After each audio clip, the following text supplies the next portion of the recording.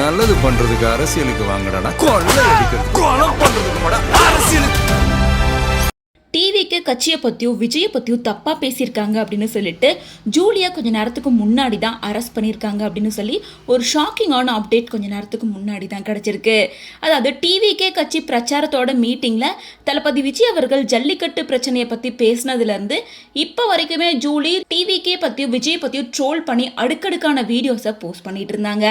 Fans எல்லாமே ஜூலிக்கு warn பண்ணி பல வீடியோஸை ஷேர் பண்ணாலுமே நான் டிஎம்கேக்கு சப்போர்ட் பண்ணுறேன், டிவிகேக்கு எதிராக இருக்கேன் அப்படின்னு சொல்லி பல வீடியோஸை போஸ்ட் பண்ணிட்டு இருந்த நிலையில இன்னைக்கு ஒரு படி மேலே போய் நான் பிரச்சாரம் பண்ண போறேன் அப்படின்னு சொல்லி மெரினா பீச்ல பிரச்சாரம் பண்றதுக்காக ஜூலி போயிருக்காங்க.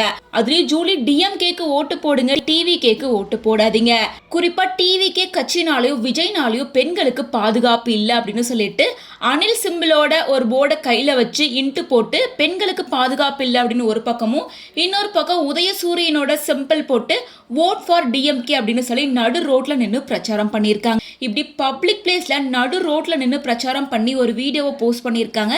அதுல ஜூலி என்ன சொல்லியிருக்காங்கன்னா, நான் எங்கேருந்து ஆரம்பிச்சனோ அங்கேருந்து மறுபடியும் ஸ்டார்ட் பண்ண போகிறேன் அப்படின்னு சொல்லியிருக்காங்க. அதாவது ஜல்லிக்கட்டு போராட்டத்துக்காக மெரினா பீச்சில் வந்து ஜூலி போராடினாங்க. இப்போ அதே போல் இப்போ டிஎம்கேக்கு ஆதரவாக நான் மெரினா பீச்சில் வந்து போராடுறேன் அப்படின்ற மாதிரி ஒரு போஸ்டையும் ஷேர் பண்ணியிருந்தாங்க. இதை பார்த்த டிவிகே ரசிகர்கள் தொண்டர்கள் பலருமே ஜூலி டிவிகேவை அசிங்கப்படுத்துறாங்க.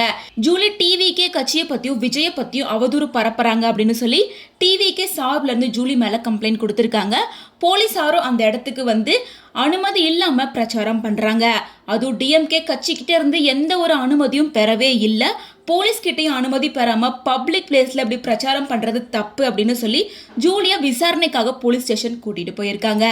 இப்போ இந்த விஷயம் தான் சோஷியல் மீடியா முழுசும் பேசு பொருளா மாறி இருக்கு.